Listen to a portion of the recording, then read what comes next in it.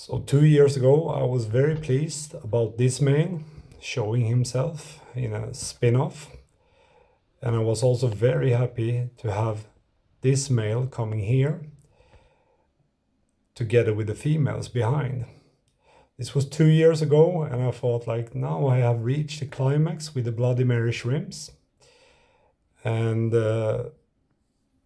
in the video, I want to show you how far you can take it further if you stay consistent with your selection.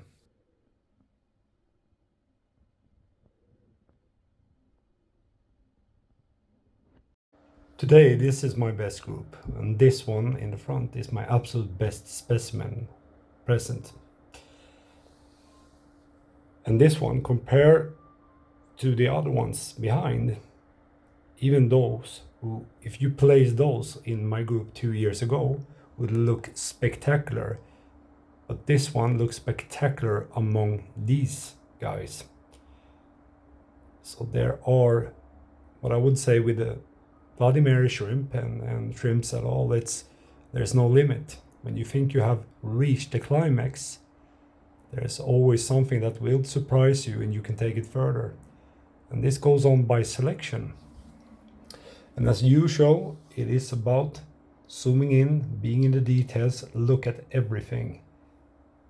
Because it will tell you what your genetic will bring forward.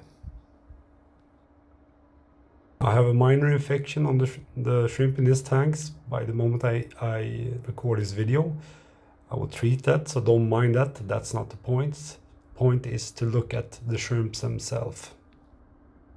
So bringing the group up to the level of this one, I have to have a way forward. That means I have to match that one with a specimen that is almost as good or close to it, the one who is closest to. That's how I match them. I watch them side by side. And right here, I have 2 or 3 specimens that I could use, but I even have a better weapon to use. And that is even going more down to the details. Even if you have, like I do, I have Daphnias in my aquariums.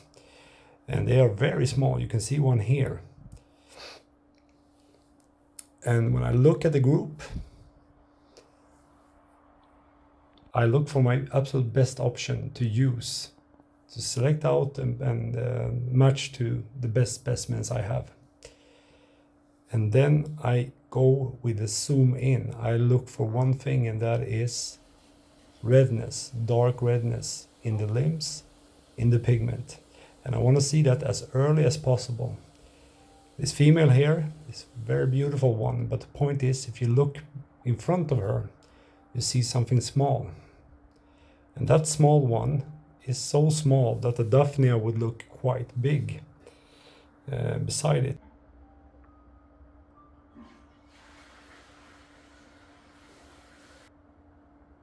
And here you see the little one approaching. And among this one is so small, you see the Daphnia here, it's that little shrimplet is more or less than I would say just a 2 or 3 millimeters. But you see the very, very thick pigmentation, exceptional pigmentation on this one. And also one other detail, look at one of the eyes. One is black and one is not black. Kind of cool, right? And this one, you see the very strong one behind there by the snails, but in the front here you have also exactly the same size, but very strong pigment. These guys, these small guys, I will take them out and I will match them to the big adult perfect one I have.